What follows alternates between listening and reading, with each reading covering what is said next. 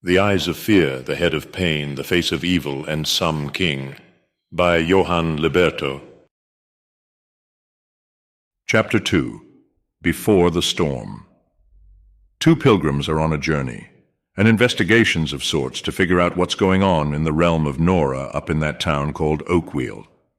The first strange occurrence was a day ago by a mysterious, trench-coated old man and his scuffle at a bar. It was told by the crowd of his actions. Who this man is was drawn into question from the head investigators for such matters, the NIA, Nora Investigation Agency. To the agency's surprise, there were no drones or cameras that captured the event. They didn't know who the man was at first, but enough evidence was given to the inspectors to determine his true identity. The two people, explorers, had trained for the job and are partners in the field. Marion and Kane, both in their late 20s, had plenty experience in the field, knew of the land, its people, the noble houses, and the true history. On an autonomous car ride with the assistance of two helper droids, small spherical machines that are mainly used as scouts, they embarked on the track for the criminal. Rumors told of him wandering to the east. There were faint whispers of other strange people too down there. Besides their team of investigators, multiple are stationed and are currently investigating into other things of interest. 3 categories are labeled within the data stream. The first is the extremely common control. Under this label are things the main system picks up offhand. People who are tracked and commit crimes and the like are then found and given to the proper authorities per boundary. The second are the high risk and considered to be somewhat untouchable until a council of judges performs the action to dethrone or remove from service. Lastly, we have what the NIA call the unknown. There are things in this world that don't make much sense and appear to be otherworldly. The danger of such a threat is warranted to be extremely cautious around. The name-taker has proven to be far more capable than any threat the explorers have ever taken on. Well dressed in a suit, Kane looked again on the name-taker's file and consulted with Mary. They say he killed hundreds of men by himself in a few days. Blue-eyed, those aren't just rumors spread by the common folk meant to scare us. It's in the data stream. Kane seemed a bit nervous. I doubt he did do it to that extent by himself, maybe not. He straightened his black tie, presenting herself in the same uniform. It's not like he can hurt us. We won't go in person. We have armed security. There isn't a need to be worried, Kane. Looking at the profile picture on his augmented gray eyes, still he looks really scary, and he did manage to dismantle the Union. Who's to say he won't try and get us too? What do you think he's been doing all this time? In her view of the augmented, the reports don't have a clear answer, but we think he went into hiding from another group who tried to oust him from his organization. He had a tight ship, and even we didn't know where his base of operations were. He must have had an ability user that concealed the base from our senses. Don't remind me. Still, he is an interesting character. Wonder why he showed up now. He's been out of the picture for years. Let's hope he's just touring. Arriving at the boundary line between Goss and 10, they stopped at a checkpoint. There was nothing around to be considered a checkpoint. It seemed open and free. Kane put his hand out the window and gave the thumbs up. They continued down the one-lane road and arrived at the cobblestone road. Before heading to Oakwheel, the 2 hover droids flew out the window and veered off to the left. The car followed suit, and a large scan of the area was made. Footprints of the name-taker were matched in the database. Bloodgrass was there, and the corpses as well. Kane looked out the window and saw a different view of it. To him, it was a blur of data abstracting the gory sight. An automated voice. With all due respect, Kane, if I were to tell you, your psych levels would rise. Do you wish to know? Assured, yes. Computer, what was out there? There are several charred corpses in the area hanging from the trees. Further down the road, our sensors indicate that there are several bodies on the main road as well. Bandits, most likely. Would you like to know more, sir? Mary said, a full debrief within the data stream, please. A list of names and pictures of who these people were appeared in their vision. The request was denied for the view of the ones hanged. Only the ones the main road were shown to have accessible files, data from the Bandit King faction. It seems the cause of death was a few bullets and forced trauma to the neck. Arrows were littered on the ground. Speaking to the computer service voice, Have a cleanup crew dispatched at once, said Mary. You don't want to check yourself? Asked Kane. Why should we? The machines did a thorough analysis and checked everything for us. Fieldwork doesn't need to be physically done unless we don't have drones. Have to talk to people, or if we want to. I prefer to get hands-on. How about we check the inn ourselves? Sitting in the car not doing actual detective work isn't fun. We are doing detective work. We're just doing it inside the car. Whatever you say. But I want to see it up close personally, don't you? The car drove around the road up to the ramshackle inn. Arriving on the scene, they got out of their vehicle and had their drones scan every inch of the area. The two of them went by the front door and pushed it. Broken ceiling, furniture in shambles. It was unsafe to step in, but they continued. Their eyes scanned the scene, finding more evidence of crowd and one other.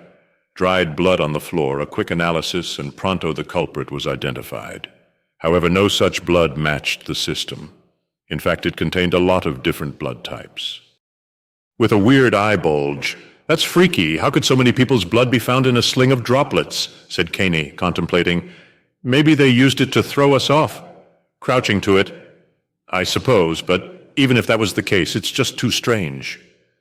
The drones hovered upstairs. They encountered two closed rooms that had no furniture inside and nothing of importance. Claw marks on the table made Kane brush his hand against it. His gloves sampled the DNA and came up with 0 results in the database. It was human, but it seemed a bit too deep and had been made recently. Mary had found the broken latch and cellar door. As she reached her hand to touch it, a direct message interrupted her. It was from their first-grade colleague, Detective Stone. Sounding off a middle-aged man. Meet me inside the town by the watchtower. I have several people lined for interview. It shouldn't take more than a few hours. They both confirmed it, disabling his earpiece. Jesus, that guy's a slave driver. Mary kicking Kane. Hey, don't use that word! Nudging her, you SOB, you know I'm right. They returned to their vehicle and drove off to the entrance of Oakwheel. They parked beside the wooden walls next to the gate. The gate slowly rose, and Stone was pouting. He wore a department suit like them, but had a silver clip to hold his tie in place. His thinning hair was parted sideways and was clean and cut. He was also clean-shaven. He wore black sunglasses for the weather. It was a tad bit too sunny. There was no need to, but he did it for fashion's sake. He took off his sunglasses in a cool way and held them in his handkerchief pocket. Looking at them with contempt, you're late. Kane sighing. You can see the report we clocked in on time and had diverged off course after the drones discovered a murder scene. Adding on smiling, there was an inn too. It seemed old and had a lot of things we need to process once the interviews are done. I'll be the judge of that. Besides, what I need is for you two to conduct interviews. Putting his sunglasses back on. Dismissed. Kane shaking his head as he walks by. Asshole. Assuring, he's just passionate about his job. He must be acting on those impulses and keeping in line with his character on the outside. Yeah, I noticed. Let's get going. They came to a church that appeared to be only consisted of wood, just like most things around. The doors were already open, and the two walked inside to see people already stationed in the pews. The warden in charge of the district affairs was there, as was a councilman who ran the local school for children and adults. The warden was an old chap who was very giddy and always perky. He greeted Kane, shook that hand, and did his signature fisherman handshake. Holding for a time and wobbling his hand in like a fish, Kane laughed and patted him on the shoulder. He wore a gray suit, white shirt, black pants and tie. He was basically bald and fat. The taller one was in his late 30s and had a clam demeanor and a sharp cast with his gaze. Oh, Kane, my boy, moving up the ladder. Nah, I'm good where I am. How's the family, Richie? Good. I've been wood carving and making some lawn chairs. The wife's been welding, and her and I sometimes make these elaborate crossbreeds of wood and metal. It's pretty cool, wanna look? He gives Kane a link, and he looks up the photos within the data stream. He smirks and is interrupted by Mary, coughing in her fist. Hello, Jeff. Jeff waved as Kane and the warden disperse. The warden spoke openly, arms out. Well, let's get started then, shall we? Making their way across the pews, they went to the confession booth, and there was their first witness. It was a woman who looked half-beaten and had a weariness about her. She waited inside the booth, and the warden knocked twice. "My dear, the pilgrims are here to see you." "Okay, I'm ready."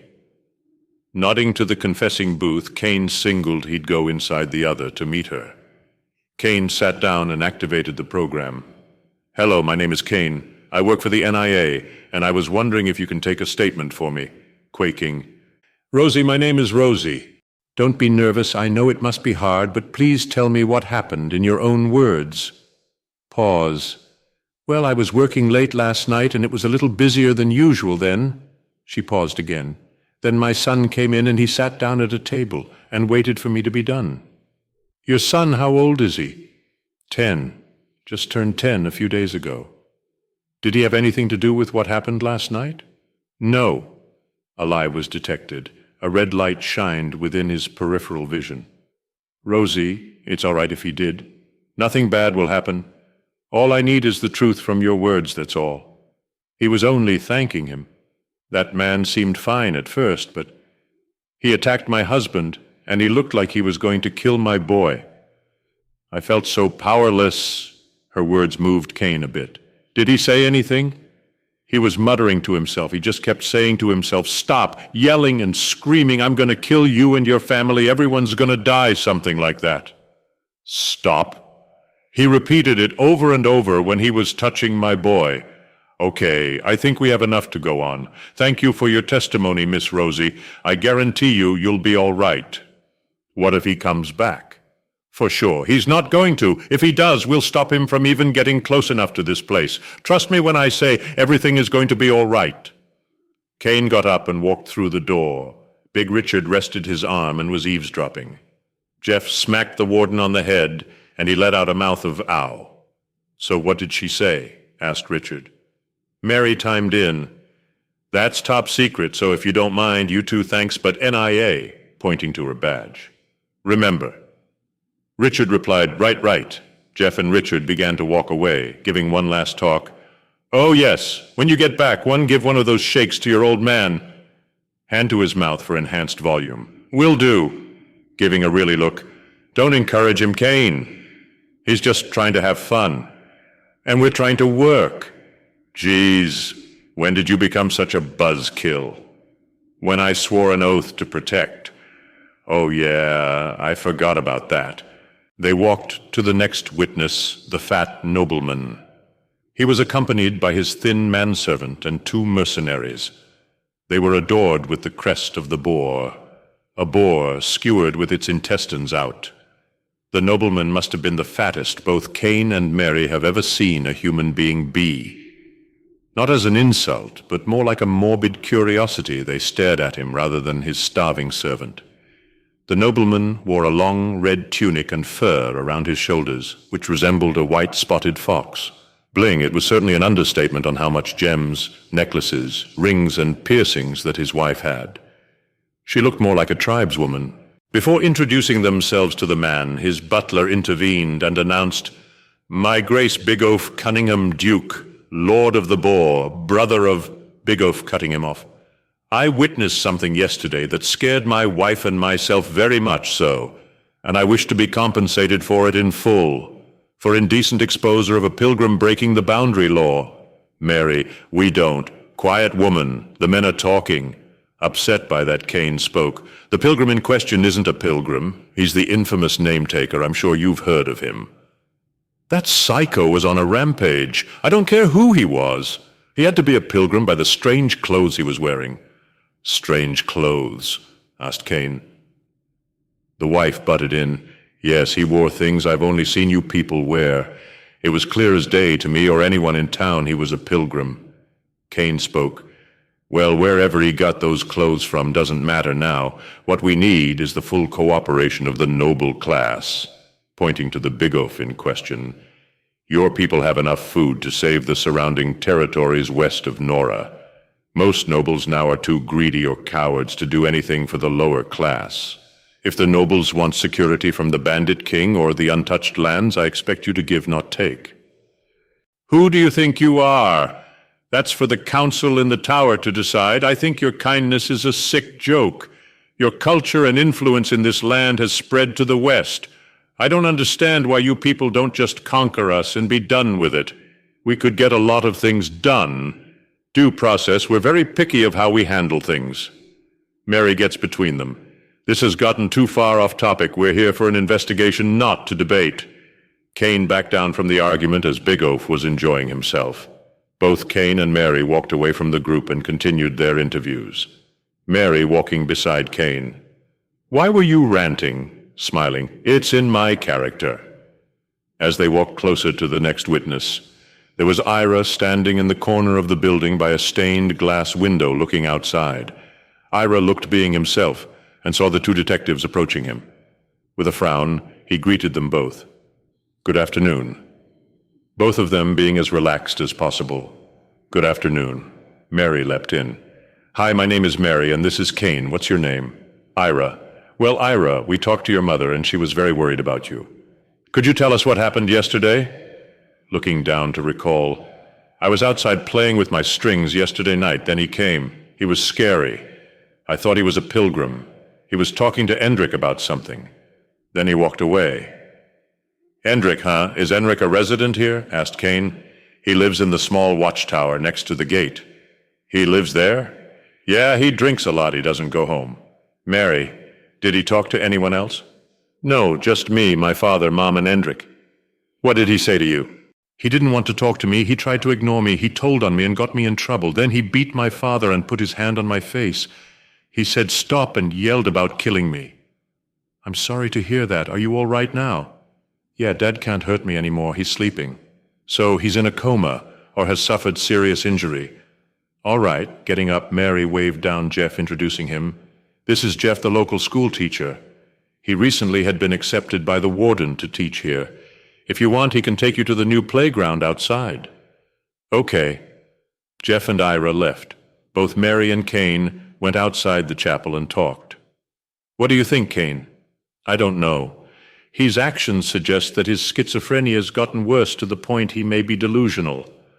The clothes, I don't know how or where he got them. Maybe there's a tailor who made them based off our style. We've been around a couple of years, so they saw our get-up and tried to replicate it. The only witness left would be Endrick. We met everyone who interacted with him except the father. I can go there and talk to him. You can meet with Endrick, then we'll meet up back here, okay?" "All right." On the other end of the county, the agent looking to inspect things for himself rode inside his automobile. He saw the blur on the open road. "Computer, stop the car." The car stopped and he got out. He continued to look at the corpses half blurred out, all the nasty bits too gruesome to be viewed. The computer said, "I have prepared a site to bury them by noon tonight. Was there anything you wanted from them now?" Asking, "Who ordered you to bury them?" Agent Mary instructed a cleanup crew, and thus the council came to the decision to bury the bodies in the graveyard in Oakwheel. They have no kin or family, let alone any friends. These damn amateurs. What the hell are they thinking? The evidence may have been scanned, but I need to check the bodies myself to understand more about the case. Reading or having it explained to you and exploring it yourself are different things. Studying their bodies. I need you to lift the restriction on gore by half standards. Requesting approval. A brief pause. Request denied. Figures. Call management to request it. It was then, when looking at the corpse, a flicker in the blur slowly went away. Hold on. Taking a look at her body, he could see her neck snapped. He didn't give a reaction, staying the same plain-faced as always. The armor looked stolen. It wasn't put on right. The straps were tied wrong. Walking over to the other three bodies, he took out a very small toolbox from his jacket pocket, and out came this black blob that poured out and landed onto the dead man's face. The black ooze went into the hole in his head and popped out the bullet. What make is the bullet? The make of the bullet is lead, and it has a rounded tip. The DNA of Crowd and the victims is only found on it. A computer's voice echoed in the field. Management also denied your request. Questioning that statement, denied. He thought maybe this was a mistake, but had another thought. All right. What did the data say about who these people were? One moment, please. 2 seconds. The bandit Kingsmen. The woman was a slave in the region of King Sol's territory, the Everglades. She was recruited in the army for her skills with the bow and thievery. The other 3 were men of passing skill with the sword, and were enrolled with the northern state before the plague. None of the people except the hanged were Westerners. The hanged were most likely the knights who wore the armor, but DNA samples of them are not in the criminal database. I've only seen this happen once before, years ago, in a town in the east. We never found the location of his body, but we came to the assumption that he lost enough blood to die. The data suggested he fled into the Forgotten Forest, the only safe bastion where he could recover. Getting back into his car, he sat down and continued down to the inn. The cobblestone road ended at the inn, and he himself saw the damage done. Viewing his data, he looked through all the files pertaining to the inn itself. No such data was found. Computer, why is there no data of this place? It isn't blocked in my access, so why is there no data? Humming, it seems this inn isn't in our data banks. Despite being recently constructed, it looks older than it should. What are you saying? Are you saying it moved by itself? There are no signs of manipulation. DNA of humans around the bottom are absent. There is no DNA of any animal or creature big enough to have moved it around the vicinity. Whatever moved it, it had to have been recently within the month. There's still dead grass beneath the floorboard. There are no traces of debris from a 10-mile radius, no footprints of a group capable of such a feat. Excluding 3 within that radius, but the likelihood of just the 3 of them moving seems improbable. There is no definitive answer. How is that even possible, your basically all-knowing computer? I suppose it's beyond your power for now. The computer doesn't say anything. Did Mary and Cain know this before they went inside? No, they did not. Why didn't you inform them before? The area was scanned and had no dangers present, and still does not, sir. There is no reason to be cautious of your surroundings. This inn has no life forms in it besides vermin, rats, and insects. The probability of a threat is near 0. Do they know nothing about protocol? Have no wit? Are they just surring chickens of the field? What does that mean, sir? It's a joke. Oh, okay. Mary had arrived at the address of Rosie and her family. The war-down home was very simple, lacked any personality. It was white, dull, plain, and boring. The house was next to many vacant buildings that had seen better days. 1 window upstairs and a back door and front door. She knocked and was greeted by the wife again. As the door opened, "Hello, Rosie, I came to see your husband. I heard he was still recovering." "Yes, he hasn't been well at all. He hasn't spoken since yesterday. The local doctor told me he broke his jawbone." "Well, I have something that can help." Taking out a vial of black goo, she said, "This is a liquid that can help your husband. It has regenerative properties, and by that I mean it works fast. It's pilgrim medicine, the best in this world. I'm sure your husband will be fine if he takes this." "Really? Oh, that would be..." She contemplates it. "You know, I've been thinking maybe we should just let the local doctor handle this. I don't want to bother you." "It's no bother. It would only take a few minutes." Leaning in. "He won't be able to hurt you, don't worry. The cure will make him lightheaded, and he will take days to fully recover. I don't know what you're... It's all right if you're having trouble with him. You can visit our new facility in town. We have programs that can help you. You don't need to be ruled under his thumb. You can lead a normal life without him." Unsure of this information given, "I need to get supper ready, so I'll be in the kitchen. Please come inside." There were no decorations besides the holes in the wall and the dusty ceiling. It reeked of alcohol. A little girl who had to be about 4 years old came to see the guest. She had brown hair, a straw hat on, and wore a white tunic with long sleeves that went up to the neck. She was shy but insistent, quickly pointing to Mary, pretty. Giving her attention, "Why, thank you, you're pretty too. You're a really pretty girl. I like your hair." Her hair was braided and drawn out to her back. "Mom made it." "Oh, yeah? I like it." "Well, I'm going to head to your father, so give me a couple minutes. Oh, but before I do here..." She hands a sweet candy to her, and the child, unsure of what it is, unwraps it. It's really good. Go ahead. It's candy. Candy? Candy? You ever had a pie or cake? It's like a sugar food like fruit. We make it in the city. It's actually good for you, nutritious and delicious. Thank you, pretty. She skipped off upstairs. Mary followed her and went to the husband's bedside upstairs, and the wife went to her motherly duty and prepared a meal. Mary took out the vile and black ooze dripped out onto the husband. It slithered down into his nose and ears and began to work its magic. It popped back his jaw, and his gums were budding back new teeth. His eyelids began to move, and he took his hand and smeared it across his face and groaned. Mary said, "Good afternoon, Harvey. I'm with the Pilgrims, the NIA. I was hoping for information regarding what happened last night. I heard you were in a fight." Quite disorientated. "A pilgrim? No, it can't be. In my house." "Harvey, I need your help in telling me what that old man said to you last night." "Getting acquainted. That man wasn't normal. I never felt a punch that hard in my life. He got me good. But now I feel better. The pain is almost gone." "Good.